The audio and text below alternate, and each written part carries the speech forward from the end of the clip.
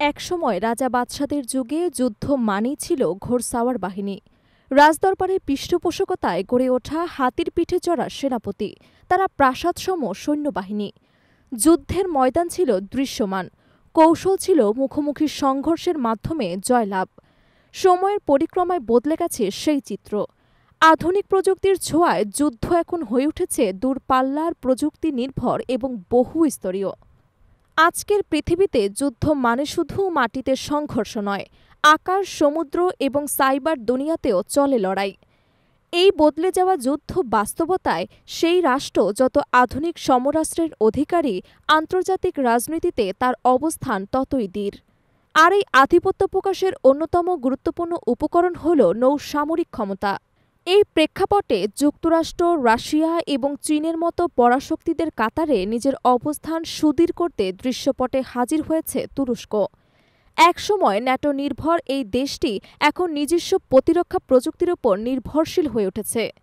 সেই লক্ষ্য পূরণের পথে তুরস্কের সবচেয়ে সামরিক এবং আলোচিত সংযোজন হল টিসিজি কান, একটি অত্যাধুনিক কারভেট ক্লাস যুদ্ধজাহাজ, যা ইতোমধ্যে আন্তর্জাতিক মহলে ব্যাপক আলোচনার জন্ম দিয়েছে।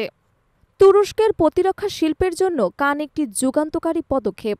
এটি তাদের নিজস্ব প্রযুক্তি এবং শিল্প সক্ষমতায় তৈরি এমন একটি যুদ্ধজাহাজ যা সামুদ্রিক প্রতিরক্ষা, নজরদারি এবং আক্রমণ তিনটি ক্ষেত্রেই অসাধারণভাবে দক্ষ।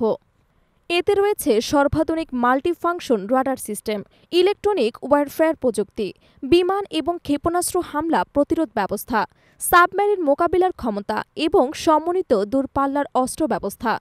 এটি শুধু একটি যুদ্ধজাহাজ নয়, বরং তুরস্কের আত্মনির্ভর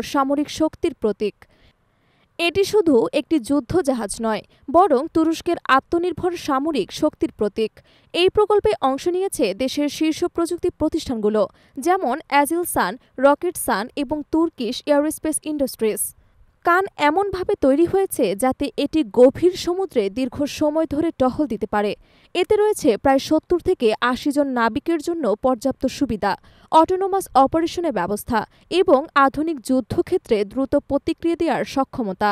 এমনকি এই জাহাজের কিছু প্রযুক্তিগত বৈশিষ্ট্য ন্যাটো স্ট্যান্ডার্ডসকেও ছাড়িয়ে গেছে বলে দাবি করেছেন তুরস্কের প্রতিরক্ষা মন্ত্রণালয়।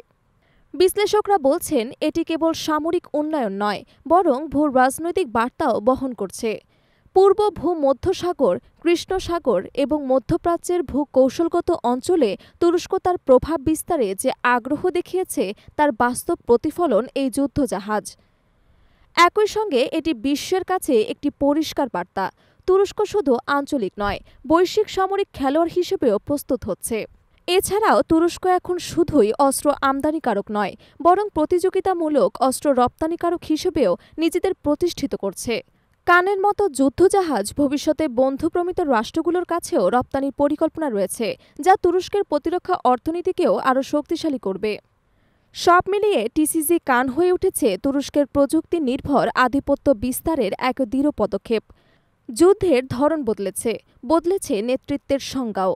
তুরস্ক এই পরিবর্তনের ছক বুঝে আগেভাগে নিয়েছে কার্যকর প্রস্তুতি। আধুনিক প্রযুক্তি, শক্তিশালী নৌক্ষমতা এবং কৌশলগত অবস্থান, এই তিনের সমন্বয়ে দেশটি এখন সত্যিকার অর্থে একটি আত্মনির্ভর সামরিক পরাশক্তিতে রূপ নিতে চলেছে। কান কেবল যুদ্ধজাহাজ নয়, এটি ভবিষ্যতের প্রতিরক্ষা যুদ্ধনীতির এক স্পষ্ট ঘোষণা।